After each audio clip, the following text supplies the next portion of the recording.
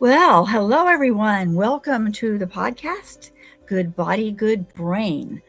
And this morning, I am so happy to have someone from Scotland. And she has such an amazing story how she became doing what she's doing. But she has a company called Build with Boundaries, and her name is Mahnaz Sharif, as in like Omar Sharif, right? Yep. That's her hubby's name, I think. I don't know if he's got a cousin named Omar Sharif, but anyway, she's going to tell us a little bit how she got started in Build with Boundaries, and then we're going to be taking it further and give our moms and our people listening some good tips of how to take care of themselves. So, with no further ado, please take it away.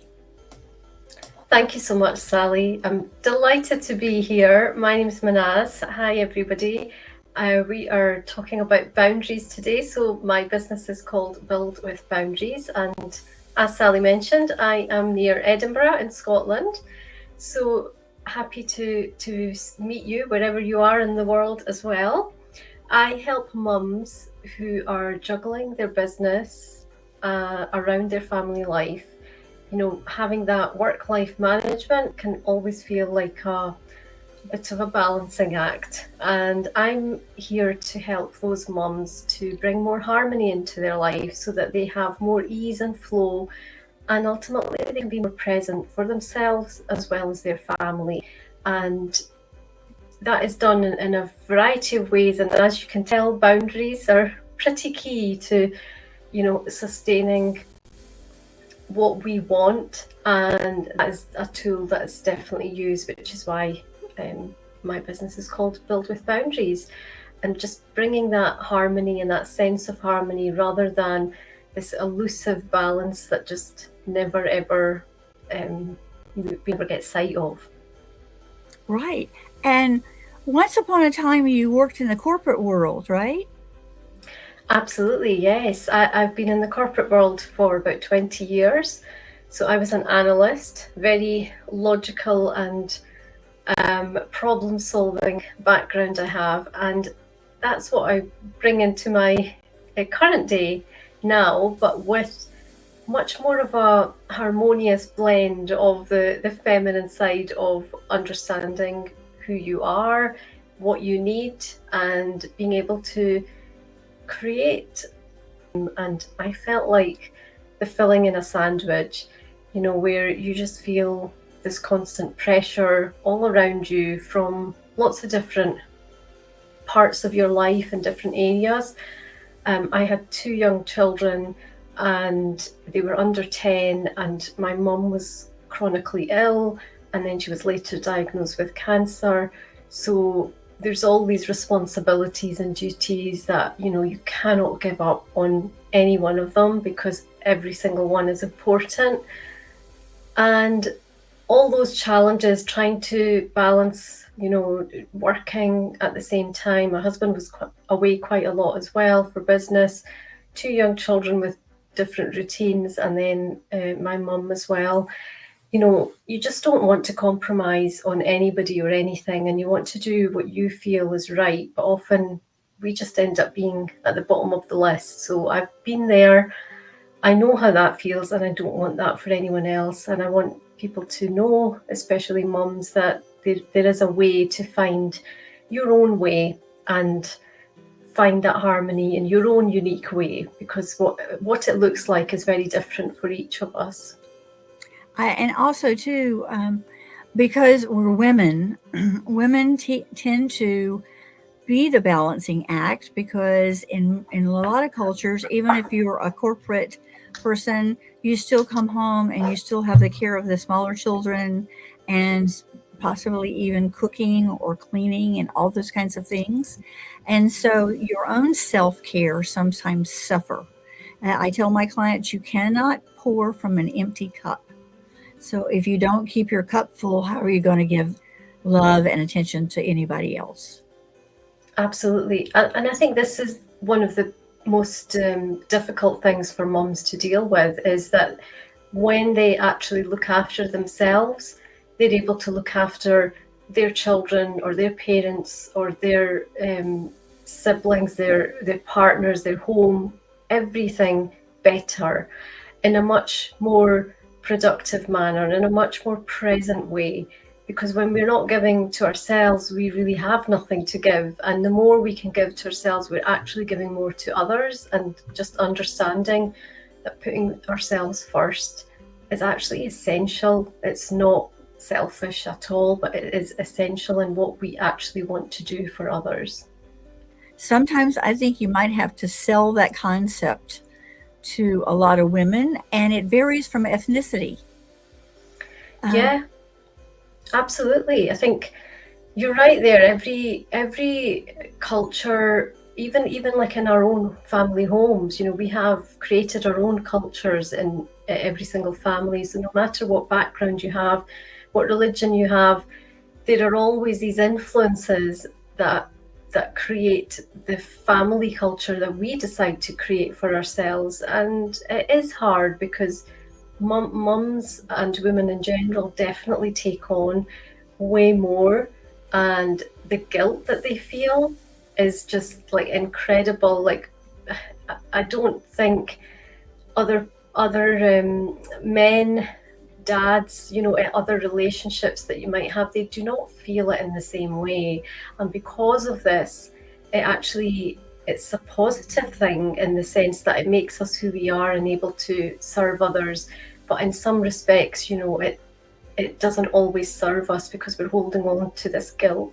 We almost feel guilty for all the things we are doing, and we feel guilty about the things we're not doing. And we feel all of those things all at once. So it can be incredibly powerful because it can just stop us in our tracks and we actually don't do things that would be beneficial for us because we get all of this guilt feeling is definitely something that builds up.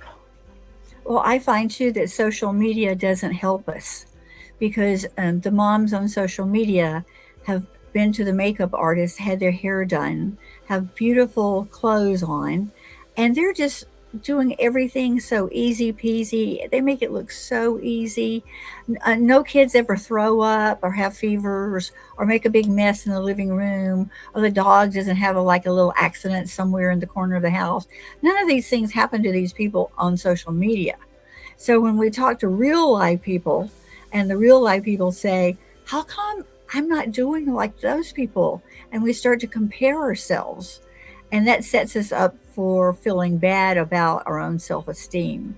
So I'm sure you addressed that because you talked about each person is an individual and each individual has an idea of how their life should go.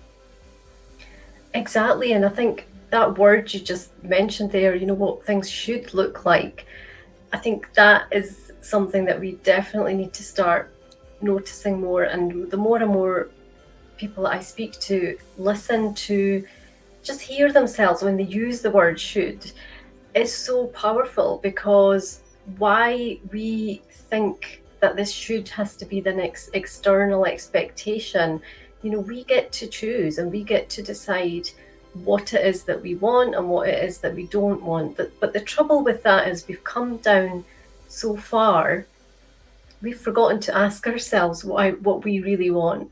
We've forgotten to check in with our own bodies to see what it is that we need, and we've forgotten ourselves in the process to actually give ourselves that time and that space to just be ourselves. And whatever that looks like for everybody will be different, but being present, being fully present in your day, whether that is when you're working, whether that's when you're with the kids. And I think it's just incredibly powerful to understand that, what we see, especially on social media, is just one side, is one tiny moment and a snapshot. And we don't get to see the behind the scenes. We're just getting to see what they choose to share. So we again have a choice, and it's an opportunity, if that's what's bringing us down, to have a boundary about that, right?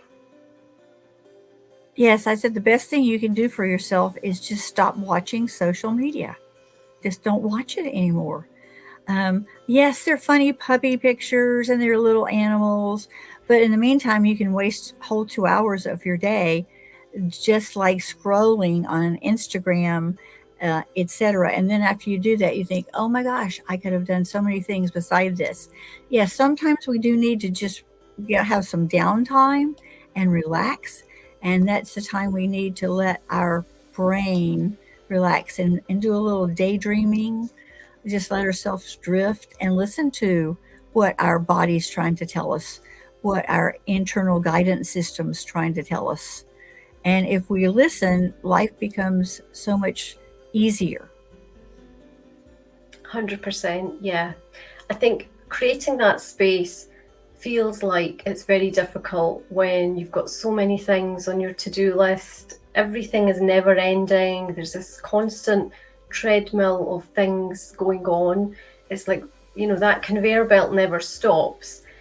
But we need to put pauses in, and sometimes the most productive thing that we can do is actually just take a pause. And it's incredibly helpful because, if we change how we show up, when we show up, we can just do so much better. We can be more productive and effective. And when we're more efficient with our ways of working or ways of doing, then, we are ultimately creating or getting more time back, which means we can do more of the fun stuff that we want to spend more time on. So it does have the benefits, but when you're in this place of constantly feeling like, you're getting pushed and pulled in all directions and there's constant demands on you, it can feel very pressured. And reacting to those situations isn't the way we want to live our life. We want to be in control. So we want to actually be living more intentionally, and that means we get to choose, do we want to be on social media? Do we want to spend um, a certain maximum number of minutes there so that we don't get dragged into that rabbit hole? Oh, and that is so easy. And I put that little line up there. What do I really need today? I think that might be something that you probably incorporate into your program where you ask your client, what is it that you really need? Not all the little tasks that are going on, but what do you need to feed your soul with today so that you feel more productive and more aligned, I guess, and purposeful. Yeah. And I think sometimes that's a really incredibly difficult question to answer when you're in this storm and there's just so many things going on and you really don't know how to answer it. What I've been doing with my clients, I'm not sure if you're aware of human design, but Mm-hmm. I've been using human design with my clients. So when they start seeing themselves as they truly are, and like not just seeing, like truly accepting their strengths and their gifts and seeing themselves in a different way, that helps us to understand ourselves better. And when we understand ourselves better, we understand more about what we need, right? We want to be in flow, we want to be living our potential. And all these things can only come if we are working with our gifts rather than constantly trying to do the things that we're not so good at and meeting resistance and feeling bad for not doing them very well and like doing this on repeat. So, what if we could do more of the things in a better and even more effective way? That's what human design can show us. And in case your listeners are wondering what it is, then human design is the science of differentiation and tells us how we are different. And it is based on science. Science meets spirituality. Mm-hmm. But yeah, if you think it doesn't have much truth in it, then you can just find people who have looked at their human design. I've been sharing on my podcast too, and it's incredible. It's really, really incredible, and it's fascinating. It's still fascinating for me. I don't know if you've dabbled with it as well. Yes, yes. I met that lovely a person in your community, which you'll have to talk about in a minute, and she sort of specialized in human design, and it got me thinking. So I went and actually plugged in all my information, and it is it generating manifestor or vice versa. Manifesting generator, right? That's me. That's me, Okay. and that's no surprise. No surprise there, right? Um, and so I saw all the things, and it's sort of complex. They offered me a Mm-hmm. 200-page report, which I Ooh, don't have time right now to look into, but I will probably later. I got it on the bucket list. Um, but human design has become a modality that's coming to the forefront more. Like I had never heard of it except for a couple of years ago. And yeah. people have been using it more and more and more to sort of show them their gifts and how to use them in their life to make their life actually easier. Instead of going against the grain, we're going with the grain. Absolutely. That's it. That is key. And I've had a lot of curiosity and interest and lots of people engaging with my human design. The more I've been sharing, because I have been since the start of the year working with clients on human design. So I work with them to help them to understand key areas of their design, because you could go on learning about all of these things pretty much forever. But the key parts that are essential, if we just get those foundations right, and what they can do is help us to understand how we can make decisions in our life, how we can be more leaning more into our gifts because we actually see them and understand them, and obviously we are going to acknowledge them and appreciate them in a different way because we see them from a different lens. And that's what's incredibly interesting. It's fascinating to see other people where you can see what all their elements coming together. And my last client that I've just finished with, she is 63 years old, and she said she didn't know who she was until she looked at the human design work that we did together. So it's it's powerful, and it is not for a particular age or stage. I think it is Yes. really powerful for mums because we're always looking for others and never get that chance to do our own thing and work out who we are. Until the children leave the nest, and then you start to say, Possibly. "Oh, who the heck am I?" Yeah.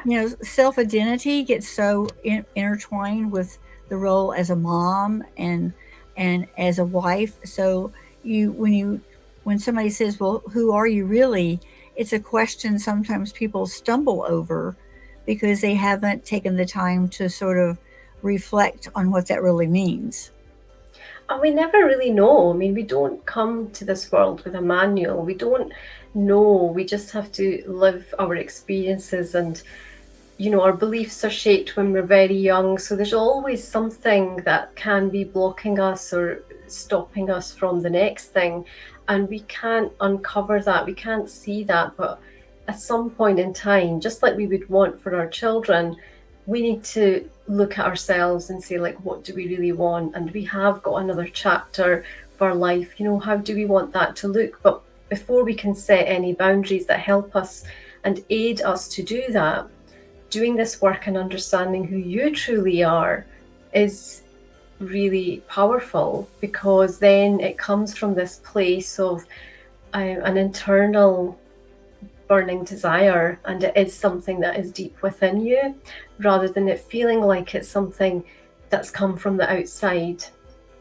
Yeah, it's like an internal compass or your true North Star, the Yeah. place that you would travel to if you knew how to get there. So say some mom calls you or goes on your website. Um, do you have her fill out an assessment first? How do you get to know them? Well, I have some free resources. So I have a free boundary clock, which is powerful in the sense that it's a visual representation, and you can take this worksheet and work out where your boundaries lie and really start to identify what areas you need to work on. Because that is so important for us to be able to see and identify. And often boundaries are just those sort of things that people don't want to, don't feel that they need, or there's definitely a misunderstanding with what boundaries are. So I have resources, and that worksheet helps you to change your perspective around boundaries and also show you them in a different light, which is really helpful, because if we think of them as protecting us, as protecting our time, Mm-hmm. our energy, and our dreams, then they are something that we can aspire to, and they become something that we are drawn to in a different way. And that's what I help people, different stages and different things that people will need. But from there, we can have a conversation and see what it is that you need, because again, everybody has such different circumstances, but often the underlying challenges are very similar.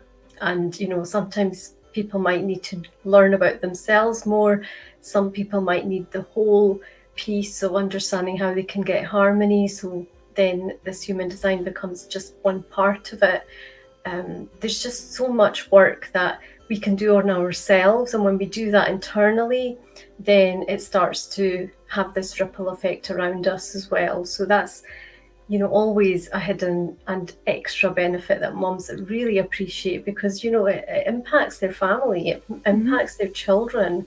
And when children are growing, seeing mom having stronger boundaries or being able to adhere to them, there's that respect that comes, whether that's with your clients, with your children, with people around you. They definitely, you're honoring that, and there is definitely respect in there. It's not about pushing people away. Yes, and so many. Of course, we're back to the woman thing. And when a woman comes to me and she says, "I am so overwhelmed," and she names about 25 things she does every day, and I ask her, I said, "Well, where's your husband?" And she says, "Oh, he's always working hard and he doesn't have time to help me." I said, "Well, what are you doing? Are you sitting around eating bonbons all day?" "Oh no, no, no, I'm working too."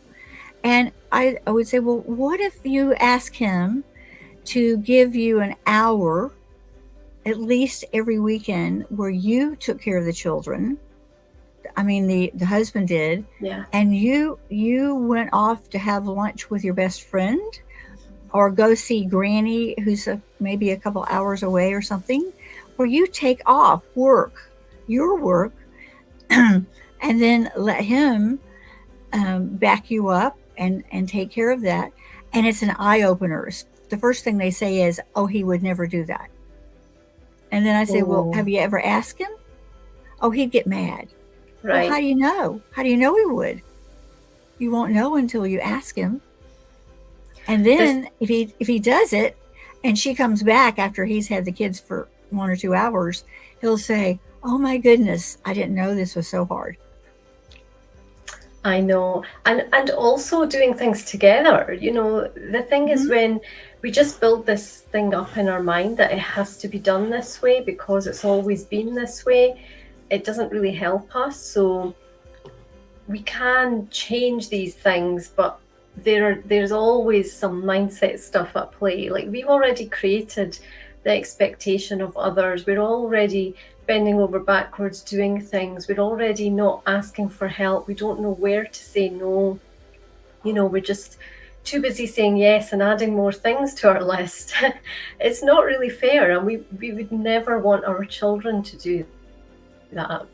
I think this is the other thing. We would never. What advice would we actually give to our children if they were doing that all the time, just saying yes? Mm-hmm.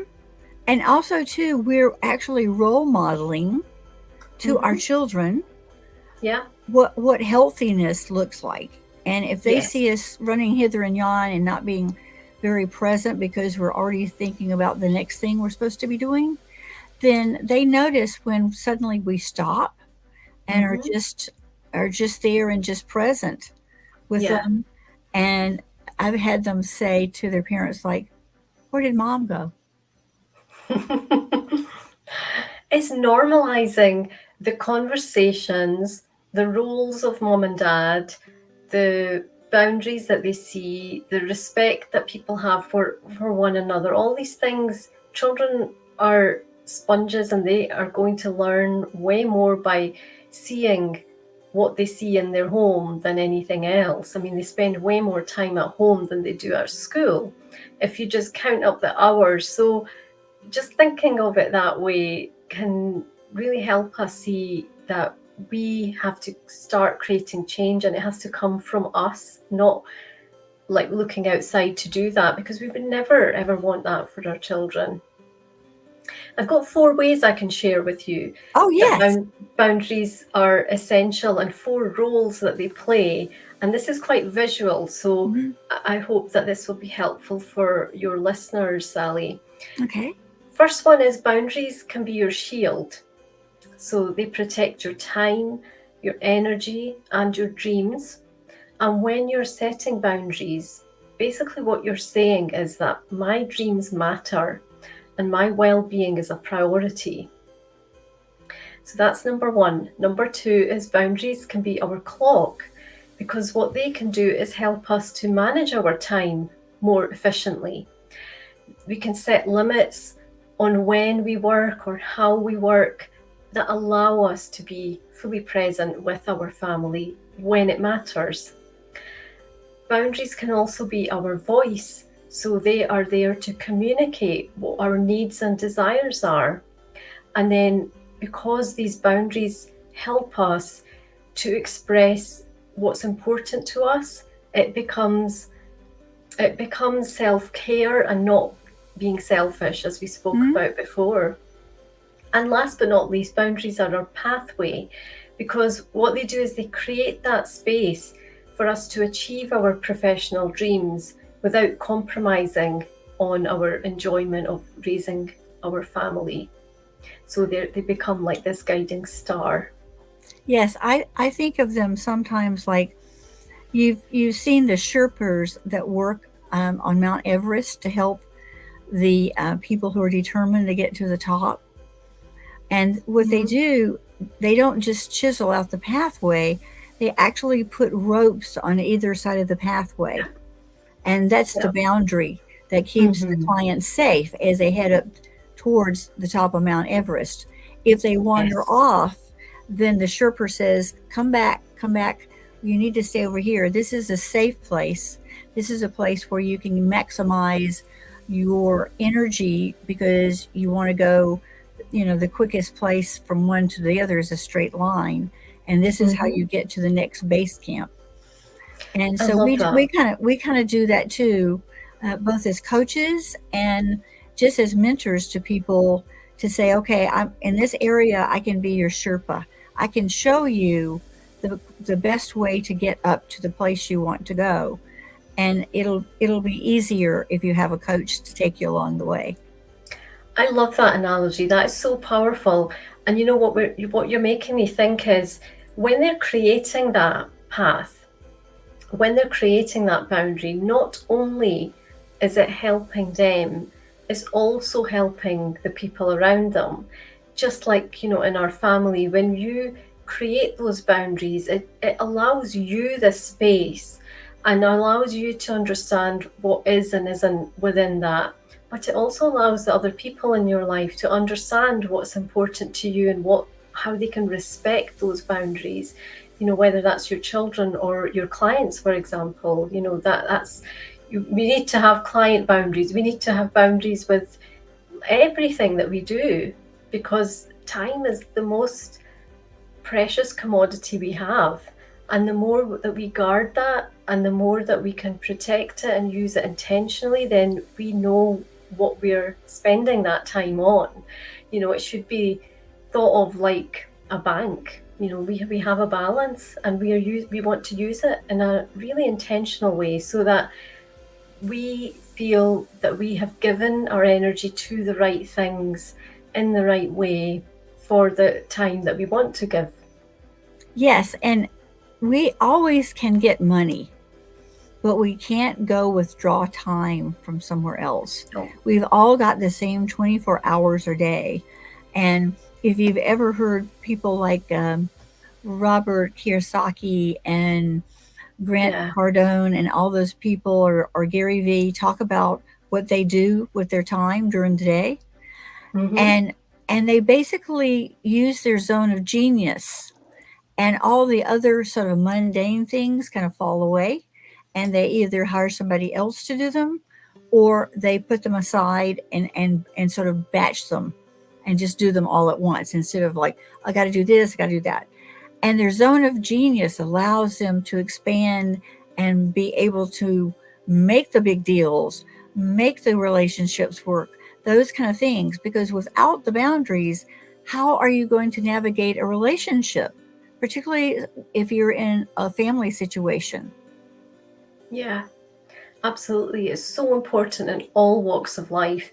We've listened to plenty of successful entrepreneurs, business owners, leaders, really famous people as well, and never ever have they said never have they mentioned that boundaries have not helped them. In fact, they go out of their way saying that they have strong boundaries, and being successful and having strong boundaries goes hand in hand. So that is something that we can learn from, and we just need to look around for that evidence. There is plenty of it around to show us that if we want to live that flow, that um, life of ease and flow and real presence where we can be intentional, then we have to start. And we have to start with that now. And in order for us to do that, boundaries are just a tool. They are simply a way of us to get to where we want to get to. It's like, that path that you were describing earlier. They're just helping us to make that journey easier. And who doesn't want ease? Yes, and when you have ease, and that brings in some joy, and your creative mind gets some juices flowing, and you may Yeah, think of a whole new thing, how to do something that you've been doing the same way for years, and figure out, oh, I don't have to do it that way anymore. That's just what my mother told me. I can decide yeah. now how I want to do it for me. And then I can show my daughter and ask them questions of how they want to do this thing for them. Absolutely. We have choices in everything we do, but there are so many things that we don't take that full control. We don't hold the reins and decide how we're going to do it. We just assume that because it's been done, or we've seen how it's been done, that this is how to do it. But it's when we start questioning those things, when we start changing those things, that is really powerful, because it changes our day to day and it changes on repeat. And do you find that setting boundaries, especially if you work at home, that over time, those setting of boundaries actually strengthens the relationship you have with your family, especially your spouse? Yeah, absolutely. I mean, I was at the dining table when lockdown hit. I had to leave my office, give it to my husband who had the proper job, and I was in the dining room where everybody was able to walk in and out all the time. I've got two young kids, so they were on their laptops doing homeschooling, and it's incredibly hard to not have that separation. And when it's taken away, and then your day you're just working, like there was no start or end to my working. And that's when the penny dropped, and everybody was walking in constantly, just interrupting. They didn't feel they were interrupting, but I was trying very hard to work. And I think we need those realizations, because had it not been for that, I have my own home office now, and I truly, truly appreciate being able to shut the door at night and not, have the separation of work and home, and having that boundary, having working a 4-day week and not making that go into the weekend, not working evenings, and not giving up on those things that before felt like they just were I was pressured, or I felt that pressure to do that. And I think many mums, this is the case, because they have to get up and go and pick their kids from school. But then when they come back, they're like, I haven't done this, I haven't done that. And there is this urgency that they feel that they have to work longer. and just getting away from that, it's not easy. I've been there, and that's why I'm doing the work I'm doing, because I want to help other mums to do that. And if they want to work a 4-day week, or they want to have stronger boundaries that actually allow them to shape the life that they want, design the life, they have that power, and they Mhm. can absolutely do that, and their dreams are worth it, right, Sally? Oh, absolutely. And sometimes that 4-day work week becomes a 4-hour 4-day work week. So we don't have to put in a lot of time as well. But I think finding a support network, and you have this wonderful community that you haven't talked about yet. Tell us a little bit about your community where you dive deep instead of diving wide. Thank you, Sally. So, Connect and Nurture is a membership that I created at the start of the year. I was drawn to creating an opportunity for mums to support each other, because I think incredible things happen when we can support each other and collaborate with each other. So, I've created a membership around building relationships efficiently. And as part of that, we do one networking session every month.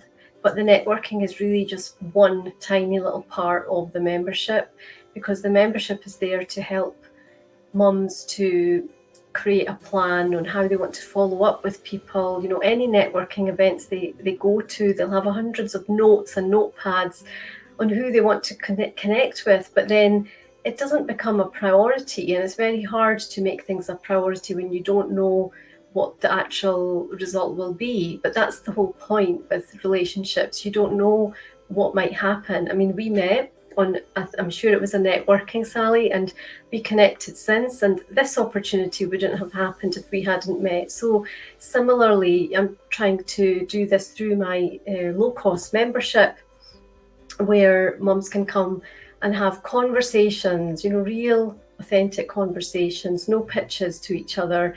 And so if you don't feel like you want to be networking, it becomes a place of practicing that as well, meeting new people and being part of a community where everybody wants to support each other, celebrate each other's wins, and potentially create the collaborations, because when we work towards that, they will happen. That's again the power of intention. And if we just keep those notepads in our drawer and never do anything with them, then those are lost opportunities and just wasted time networking as well.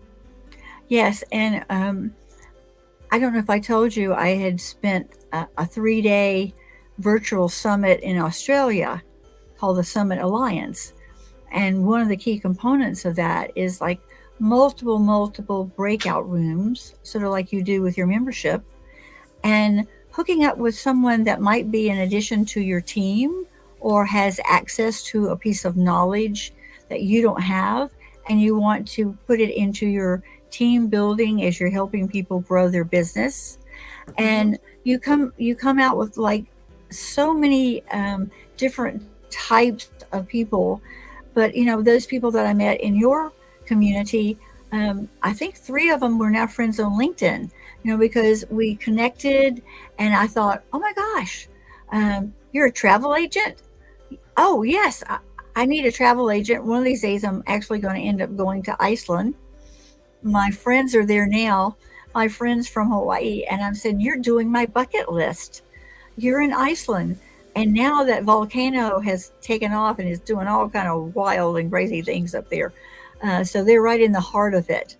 And so Okay. we make those kind of connections. And I think through the membership, it sort of glues people together because they know it's once a month. And Yeah. yeah, and then they set aside that time, and they know that they're going to connect with someone who can help them in some area, even if it's to say, I think you're doing too much. Yeah, we have one more session actually in the membership, which is following up, and we actually, we're all on mute and we get on with it and do practice, what we're preaching, what I'm preaching to them, so that it's taking that action, right? Mhm. Until we don't do the things, they don't happen.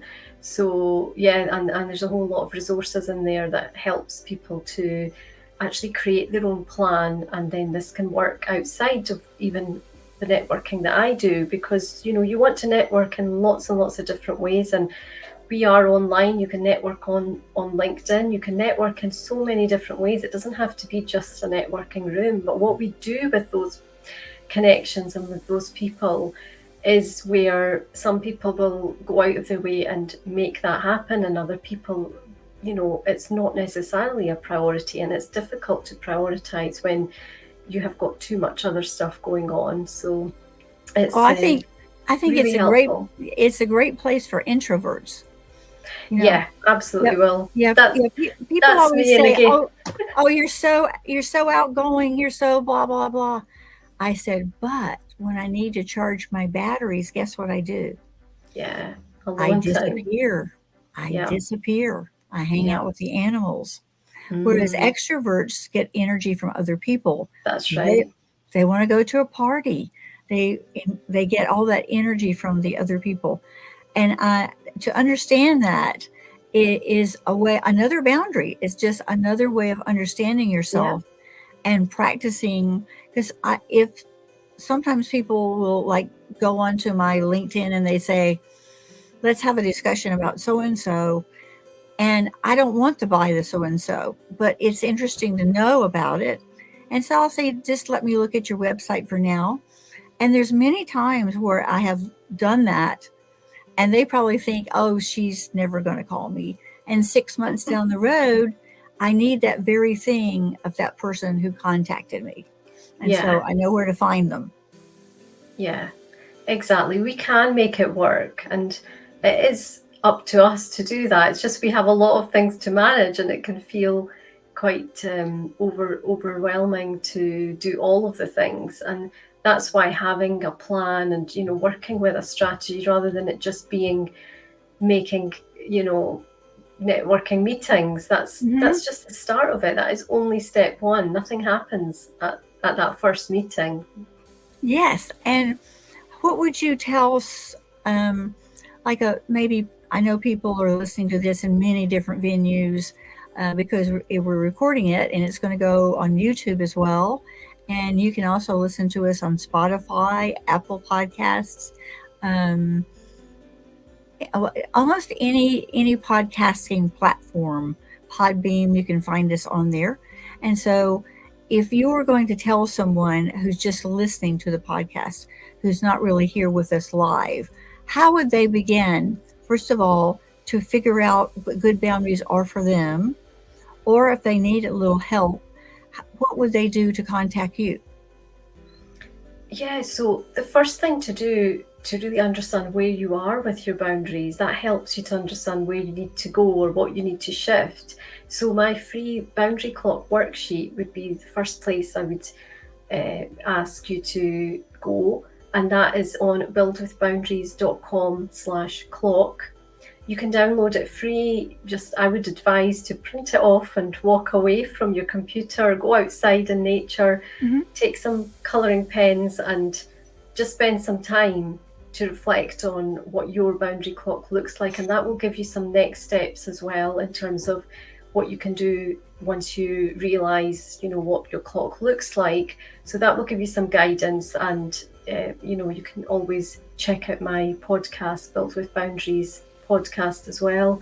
Connect with me on LinkedIn, send me a DM if you want to chat. I'm always happy to chat and happy to give um, my perspective. Sometimes I think we Mm-hmm. are so caught up in what's happening, we can't see what's really obvious to other people.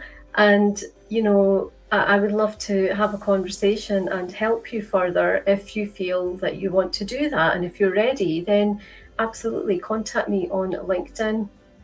You can find me, Mahnaz Sharif.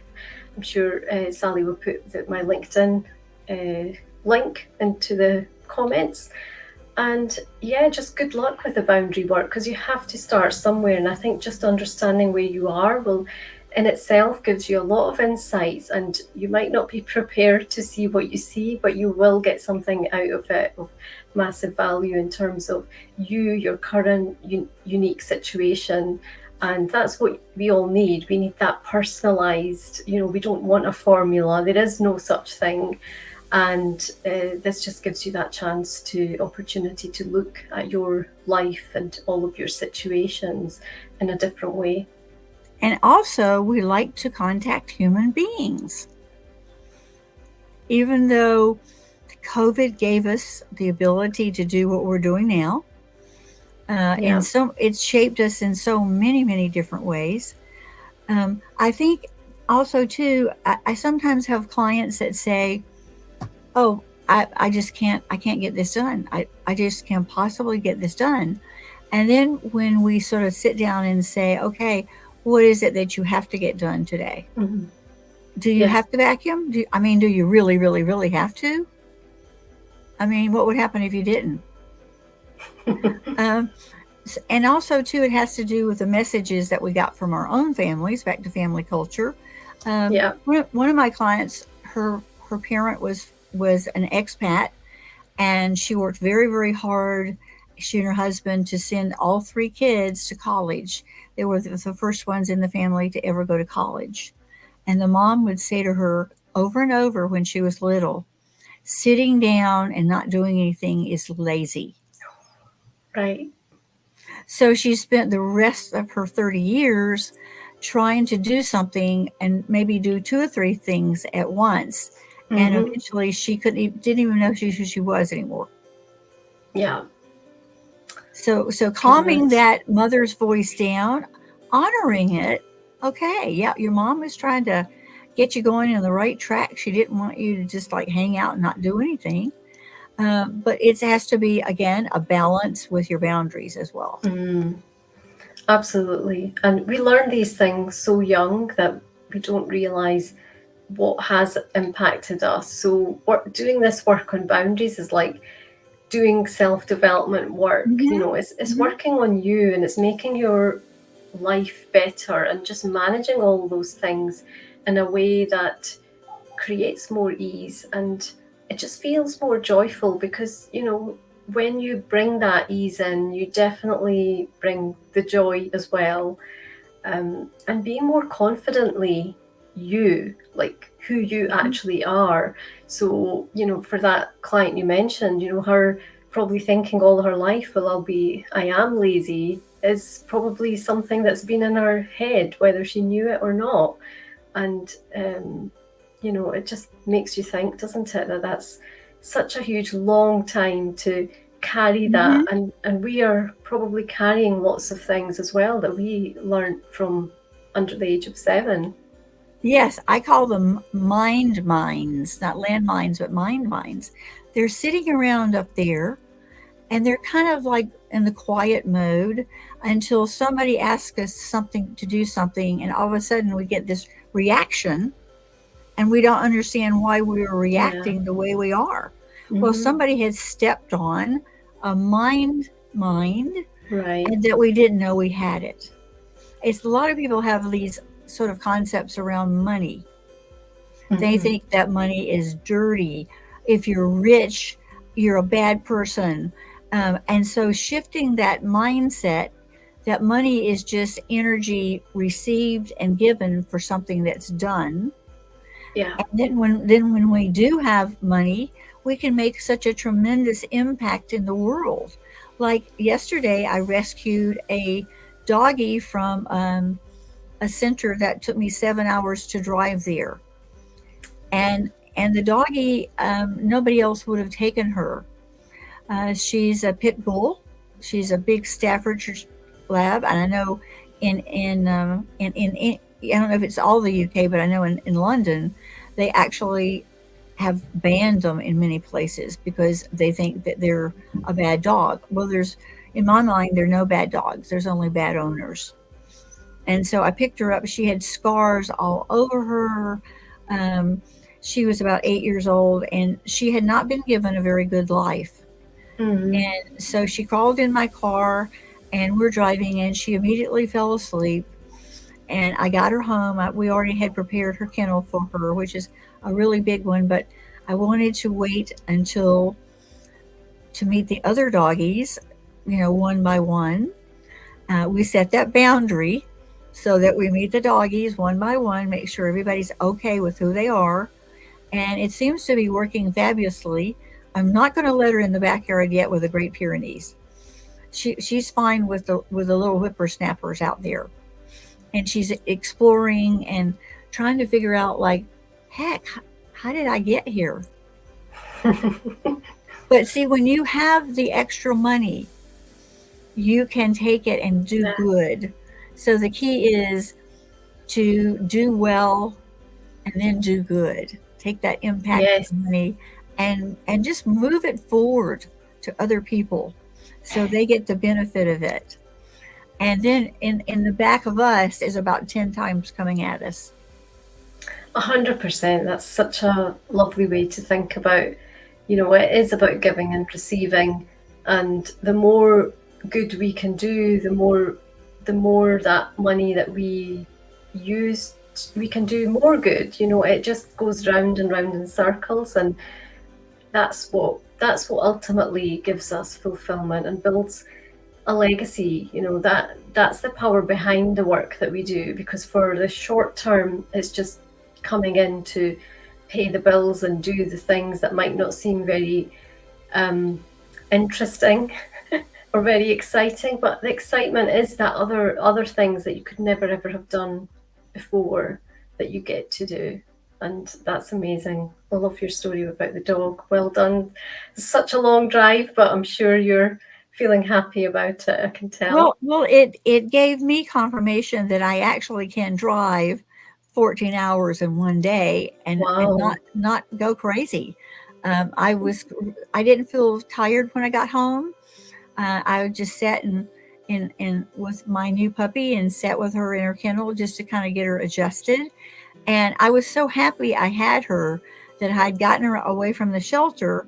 The shelter I took her from wasn't a kill shelter, but there were plenty of other dogs in an adjacent shelter. And because of all the storms, dogs have Right. gotten lost, and people, and also economically, people are saying, I just can't afford all this money on dog food and Mm, vet bills. okay. And dogs are being dumped in the street in many, many places. I know in America, especially right now. That's terrible. Yeah. Well, we can be light workers and we can help other people show their light, take that bushel off their light and show it, and then they can have a much more joyful life. And I so appreciate you coming today. All the way you had to fly all the way from Scotland. Oh my God. Thank you so much, Sally. It's been such a great conversation. Thank you for the invitation. I've loved our conversation. And I'm going to put all your information in the show notes for this podcast, Good Body, Good Brain. And you can listen it on most all major channels: Spotify, Apple Podcasts, iHeart, just about any one of them. Listen notes, you can find us.